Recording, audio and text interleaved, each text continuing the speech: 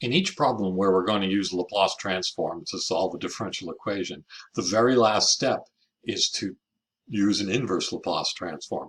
You've done some algebra, you've had your equation, you took the Laplace transform on both sides, you do some algebra, and you end up with the Laplace transform of the solution. So to get the solution, you need an inverse Laplace transform.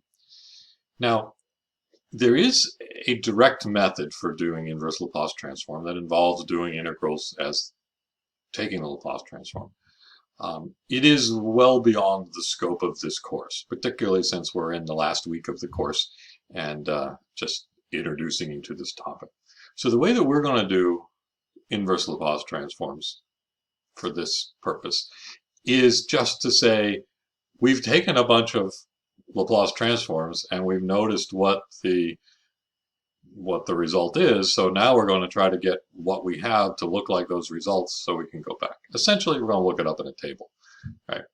So in past videos, I have done the Laplace transform of 1, the Laplace transform of e to the t. The textbook does examples of some of the other ones. Some of the homework asks you to do sine and cosine, maybe even e to the at times sine. There's a table in the book, actually, page, let me get the page.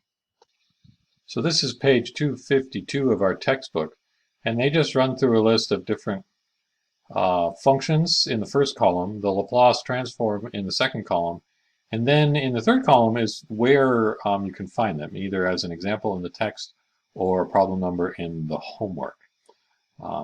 So what we're going to be doing is we're going to be ending up with stuff in the second column and then saying, okay, if we have this, then the inverse Laplace transform must be that. Okay. That's going to be our method for this section. So mainly what I need to do is I need to just remind you of algebra that you know how to do and show how that applies to this process. Okay, so I'm going to do 2 inverse Laplace transforms here, and then the next video will actually go through the process of solving differential equations using this. So the first one I want to do is I want to find the inverse Laplace transform of this function here. 7s plus 17 divided by 2s squared minus 7s minus 4. Now, the first thing I notice, I'm going to scroll back down here, is that doesn't look like anything on the chart that I have right here. And if I look at page 252, it doesn't look like anything there either. What I need to do is I need to make it look like something. And there's a couple things I see. One is I see that this has a quadratic denominator. So quadratic denominators might be something like this, where I have to complete the square and end up with this or that, or maybe this. But if I can factor the denominator and then do partial fraction decomposition, I can actually turn it into 2 fractions added together with denominators that look like this. Okay. So let's see. In this case, I can factor the denominator. It's 2s plus 1 and s minus 4. So I'm going to use the process of partial fraction decomposition to take this fraction and split it up into 2. You've probably seen this before in a Calc 2 class. It was one of our integration techniques. It's just an algebraic technique that allows us to rewrite the function in a way that's easier for us to integrate. Okay. So anyway, just to remind you of the partial fraction decomposition process, I notice I can factor the denominator, and so I'm going to write this as a over 1 factor plus b over the other factor. First thing I had to notice, which I didn't point out, is that this only works when the power, the degree of the numerator, is less than the degree of the denominator. In this case it is. It's linear in top, it's quadratic in the bottom, so we're good to go. So I'm saying that this fraction, I'm trying to make it equal to the sum of those 2. I need to find a and b to make this work. So I multiply both sides by this denominator, which is the common denominator of those 2. Of course, it cancels this out on this side, and then when I multiply this denominator times the first fraction, the 2s plus 1s cancel out, leaving me a times s minus 4, and when you multiply that denominator times the second fraction, the s minus 4s cancel out, leaving the b times 2s plus 1. Now, there's different ways that people solve this to figure out a and b. The way I like is to plug in different values for s. In particular, if you're strategic, you can make your work a lot easier. For instance, plugging in s equals 4 to this equation, you get 4 times 7, which is 28, plus 17 on the left, and the s minus 4 turns into a 0, so that just goes away, and then the 2 times 4 plus 1 is 9, so you just get a 9b on the right side. With that a being gone, you can now just solve for b, and b turns out to be 5 here. Likewise, if I plug in s equals minus a half, that's what makes this thing equal to 0, so the b goes away, and plugging in minus a half, that's not the nicest number to deal with, but I got minus 7 halves plus 17 equals a half minus 4, so that's minus 4 and a half. So minus 9 halves, and 27 over 2 equals minus 9 halves, and a equals minus 3. So what I've found is that I can rewrite this fraction as negative 3 over 2s plus 1 plus 5 over s minus 4. So taking I'm going to do a quick change here. I'm taking inverse Laplace transforms, and all of those just Laplace transform. I want the inverse Laplace transform of this fraction, and that will be equal to the inverse Laplace transform of this combination of fractions because they're equal to each other, right? The functions are equal to each other, so we're doing the inverse Laplace transform of the same function.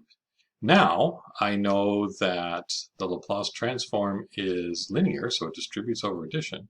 So the inverse Laplace transform of the first one plus the inverse Laplace transform of the second one. And at the same time, in this first one, I'm factoring a 2 out of the denominator. And the reason I'm factoring a 2 out of the denominator is because back up here, looking at what the forms that I know, that what I know is things with an s minus a, not a 2s minus a. It's a 1s minus a. So whatever's in front of that s, I got to factor it out of there. So in this case, there was a 2, so I factor that out to here. And now the negative 3 halves is just a multiplier, and the inverse Laplace transform is a linear operator, and so it commutes with scalar multiplication, and that scalar, the negative 3 halves, is out in front, leaving just a 1 there, and the s plus a half in the denominator. Likewise, over here, the 5 can come out as a multiplier, leaving a 1 in there. So what I see now is two things that look like something in my chart. This one is probably the easiest one to spot. The 1 over s minus 4 looks just like that, 1 over s minus a with a equal to 4. So e to the at would be the inverse Laplace transform. In this case, e to the 4t. So right here, I get the e to the 4t, and the 5's out in front. The s plus a half, well, that's of the same form as well. That's 1 over s minus a half. So the a is minus a half here, and that's e to the minus a half t, with a negative 3 halves out in front.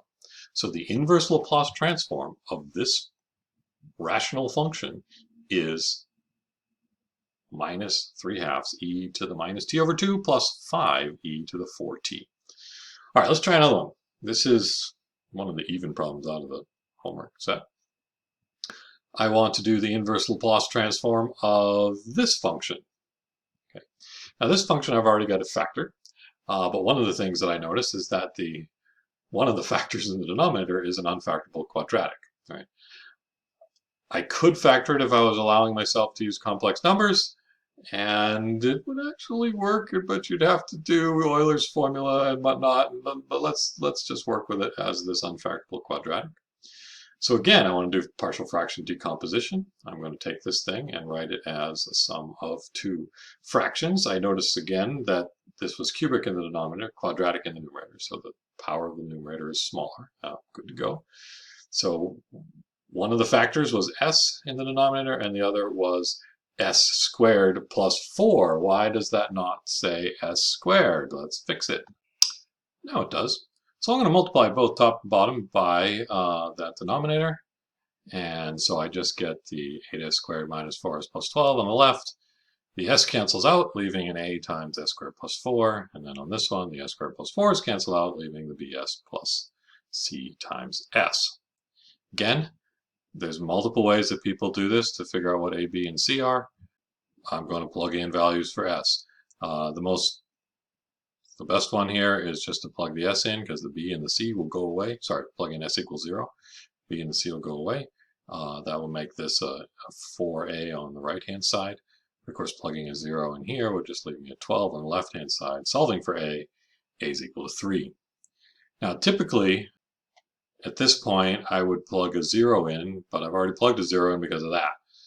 Anyway, so I'm just going to plug as easy numbers as I can think of, like 1 and minus 1. So plugging a 1 in here, I got 8 minus 4 plus 12 on the left. I've got a times 5. A times 5, but a I already know is 3, so I've already plugged that 3 in for a. And then plugging a 1 in here for s, this is b plus c times 1. So there we go. This gives me an equation with two variables here, b plus c. And when you get everything together here, I think this is 16 on the left and a 15 on the right, subtract it off. So b plus c is going to equal 1. Plugging a minus 1 in, I've got 8 plus 4 plus 12 on this side now. And this is still 5a, again, and a is still 3. And then this is minus b plus c times minus 1. So it ends up as a b minus c. And when you get all those constants together, it adds up to 9. So b plus c is 1, b minus c is 9. If I add those two equations together, I get 2b, c's go away, equals 10. And so b equals 5. If I subtract this one minus that one, the b's go away, and I get 2c, and the 1 minus 9 is minus 8, and c is negative 4, which tells me that the fraction that I started with could be rewritten as 3 over s plus 5s minus 4 over s squared plus 4, which means the Laplace transform, the inverse Laplace transform of this one, would be the inverse Laplace transform of that one.